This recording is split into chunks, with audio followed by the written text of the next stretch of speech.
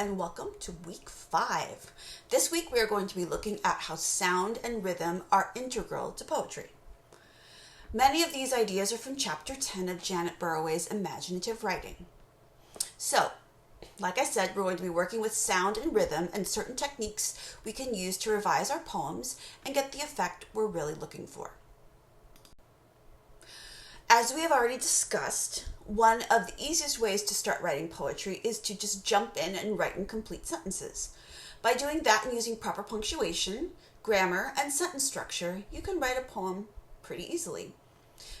So, you might have heard of Allen Ginsberg. He was a famous poet of the Beat generation who wrote mainly in the 1950s, but he was also around in the 60s. I don't remember exactly when he died, but he got really famous in the 50s for a famous poem he wrote called Howl. That's H-O-W-L, like howling at the moon. Ginsberg was inspired by Japanese haiku poems, which is a three-line poem. First line having 5 syllables, the second line having 7 syllables, and the third line back to 5 syllables. So he was influenced by that. He developed something called the American sentence. This is a sentence that has 17 syllables. So if you think about it, that's 5 plus 7 plus 5. Basically a haiku. So let me read you a couple of his more famous American sentences. 4 skinheads stand in the streetlight rain, chatting under an umbrella. And put on my tie in a taxi, short of breath, rushing to meditate. I love that one. By themselves, those 2 sentences don't really seem to go together, but when you take them apart, each sentence has exactly 17 syllables. Ginsberg maintains that American English structure had a particular rhythm, a particular pattern to it, and often that could be linked to the idea of a sentence having 17 syllables. Of course, that doesn't mean you want to write every sentence with 17 syllables. However, think about how much meaning you could pack into 17 syllables if you tried. Those images once again. 4 skinheads stand in the streetlight rain chatting under an umbrella. And put on my tie in a taxi, short of breath, rushing to meditate. Each of those sentences presents for us an image, a glimpse of a particular idea or concept that Ginsberg was trying to convey to us. We really do, in a sense, paint with words, and that's what he's doing there, with very specific brushstrokes. One thing I want you to remember about poetry is that it is older than prose. Poetry grew out of the oral tradition where wordplay and repetitive patterns were mnemonic devices. I'm showing you this tree because it's an olive tree which is native to Greece. And of course, one of the most famous epic poets in the Western canon was Homer. He was from the 8th century BC or BCE. That's about 10,000 years ago. It wasn't until about 3,500 years ago that the ancient Greeks had written language. So think about that. You know the poems, the Iliad and the Odyssey, right? They're huge. When I was in college, I took a class on Greek mythology, and we had to read the Iliad and the Odyssey, but we had a big test on a Monday about the Iliad, and I read the entire Iliad in one weekend because I put it off. I'm not telling you this because I'm proud of it. Don't do this. But it's a huge poem, and it took me all weekend to read it. Think about that. The way people told stories, especially epic stories, like the Iliad or the Odyssey, that were hours long in the telling, was to use repetitive phrases and certain rhythm and cadence which enabled the teller to remember great swaths of story. These bards, these epic poets, were legendary. Another thing about poetry that we've been looking at already is that poetry really starts in the crib, with the simple pleasure of sound. As an infant, the first books read to us were often rhythmic and rhyming to make it fun and easier to remember. Because of those picture books from childhood, we are very familiar with the concept of end rhyming. Think of Dr. Seuss. I would not like them here or there. I would not like them anywhere. I do not like green eggs and ham. I do not like them, Sam. I am. There are lots of other ways to attract attention to our words and get the specific feel you want for your poetry without having to resort to end rhyming. Let's look at a few. The first use of sound is consonants. This occurs when words end with similar consonants. We say, for example, a heart breaks like a stick. The k sound is what we're looking at there. A heart breaks like a stick. They might be spelled a little differently, but that really doesn't matter. It's the sound we're concentrating on here. So consonants is ending in consonants. Easy to remember. The next is assonance. Assonance is the repetition of vowel sounds.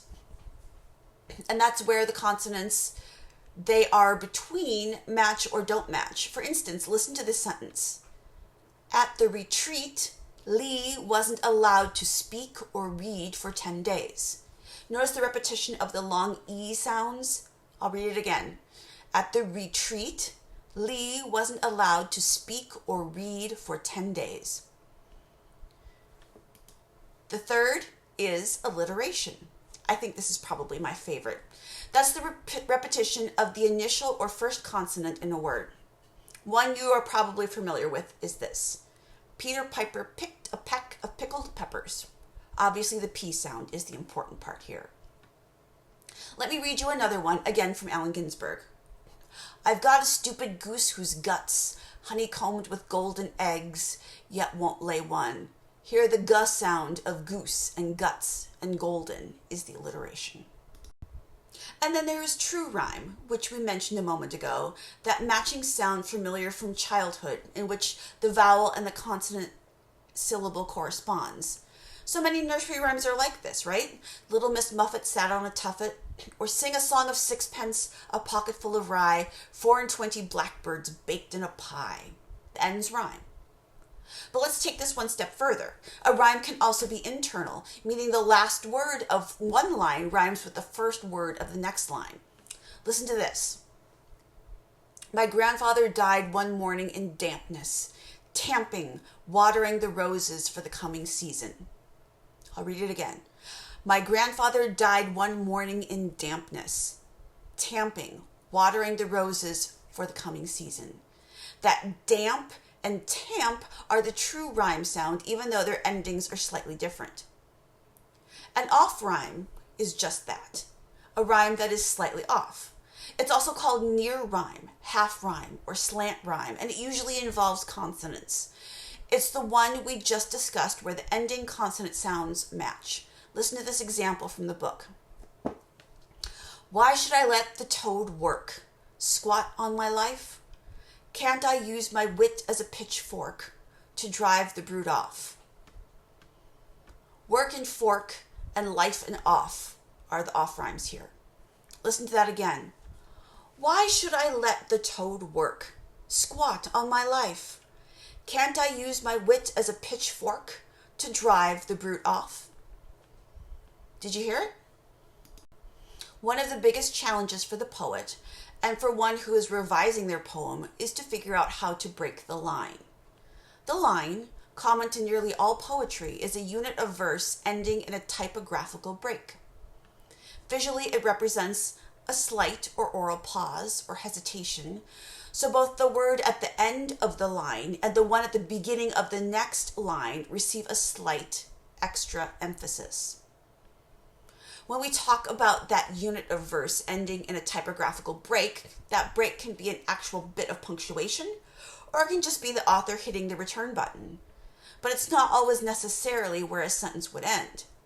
The line break is even more important in free verse than it is in rhyming poetry. The line operates not as a substitute for a sentence, but in addition to it. Emphasis is placed on the words at the break. Use the poetic line to your advantage. Consider where every line ends and begins. What words will you emphasize? It does this because the line break directs the breath. The rhythm of the line is played off against the rhythm of the sense. It's a clever way that poets can alter, stress, and redirect their emphasis. So where do you break your lines? There are a couple of easy ways to figure it out, and there is no right or wrong way, just different ways. First, let me tell you about a couple more devices. The first one is called a caesura. A caesura is a pause that occurs within the line and can help manipulate the rhythm. Look at the following lines, and these are the first two lines of John Milton's Paradise Lost. Of man's first disobedience and the fruit of that forbidden tree. In that first line, the caesura is placed at the comma after disobedience. That comma gives us a pause when reading or speaking. It helps manipulate rhythm. The second device I want to tell you about is an enjambment. It happens when the sentence and its meaning carry from one line, or sometimes stanza, to the next. Look at those same two lines. The fruit carries on to the next line of the forbidden tree. But the pause is different, which gives emphasis to the word fruit. The last device is end stopped. This is where the phrase, the clause, or the sentence punctuation occurs neatly at the end of the poetic line. In that way, it closely mimics a traditional sentence. The line break coincides with a pause in the sense, and therefore it ends with a greater finality. Look at these set of lines. An elegy is really about the wilting of a flower, the passing of a year, the falling of a stone. See that comma after flower and the period after stone. Both lines have punctuation at the ends of the poetic lines. They are therefore end stopped. That is all I wanted to cover with you this week. So good luck, and I appreciate all the hard work you've been doing so far this semester, and have fun with this week, and I'll see you next week. Bye.